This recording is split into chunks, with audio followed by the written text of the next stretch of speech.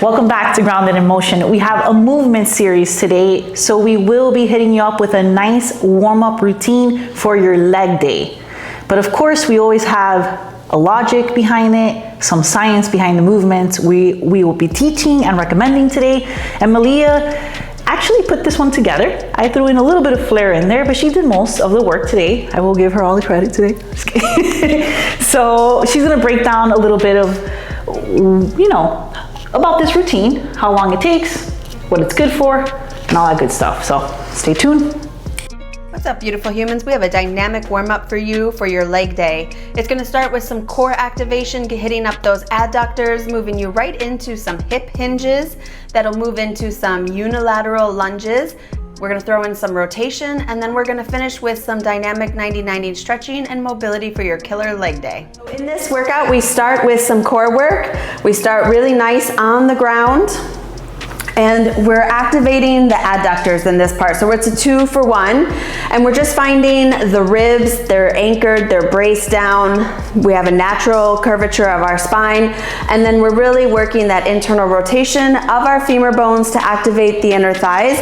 And I love this so much. One, because when I have that subtle internal rotation and I activate, I get less hip flexor and really isolate my core. I do a little bit of side to side or bicycle, as some people like to call it, to really we focus a little bit on rotation today as well. So that was part of our core activation. And from there we go right into a hinge to warm up the posterior chain. It's a focus of expansion with the placement of the arms. So instead of just like here and this closed off anterior, we're really working on this big take up space and how well can we stay organized in this expansion.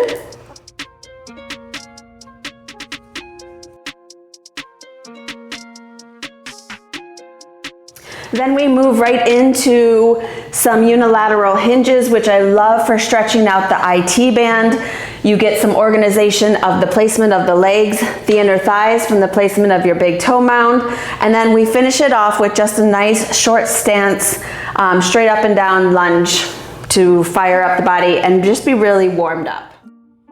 This is one of my favorite rotational exercises. I really work on keeping that big toe mound down on the front foot and then just rotate my hips over the femur bone. So the femur bone's not really moving, but my hip is rotating over that. And then I like to stay and hold, taking a few breaths, thinking about pulling my ribs up and off my hips, getting a really nice stretch. Then we go right into some short stance lunges. Nice glute activation, just up and down, warming up the joints and getting our blood pumping.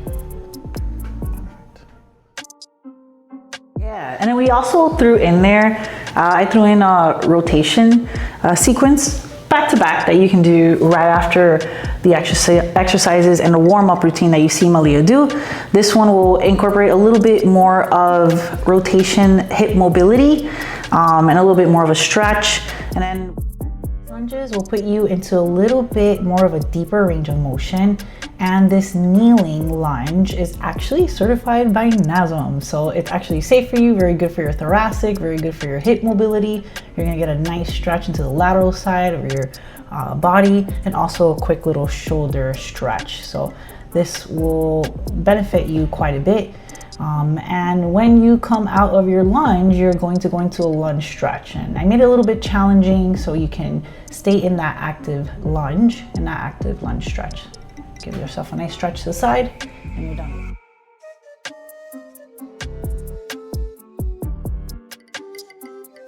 And then we hit up a 90-90. She revamped a little bit. You will need a band for this one, so make sure you grab a band when you do this one.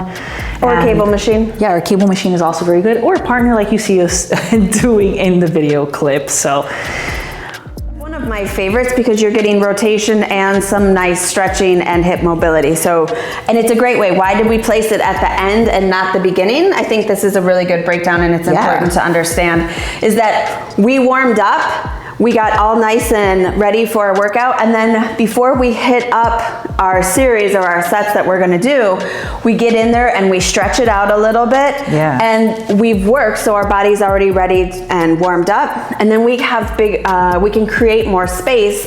And while it may be minimal and it may go away, if you train when you have that space, that's how you build strength and keep making greater strides in your mobility and range strength. Yeah, I mean, which is injury prevention. I'm sure that 90-90 felt pretty good. And like I said, it's layered in such a way where you can, you know, get warmed up, such as with the core, the hinges, the lunge sequence with a little bit more muscle activation, and then you have the lunge stretch routine and the 90-90. So once again, very good for your lower body workout routine. I mean, if you're gonna do it any other way, it's gonna be that way. Yeah. You know, you're not doing no passive foo-foo stretches. This is like the real deal. This is how an athlete gets warmed up. So, I mean, I hope you guys like this warm-up routine. Let us know in the comments. Tell us what you think after you try it. Yeah, and then we'll see you for the next Grounded in Motion. I hope you guys enjoyed this one. And practice. You'll get better at it. Be well. Ask us questions. Let us know what's going on. Like, share, subscribe. See ya.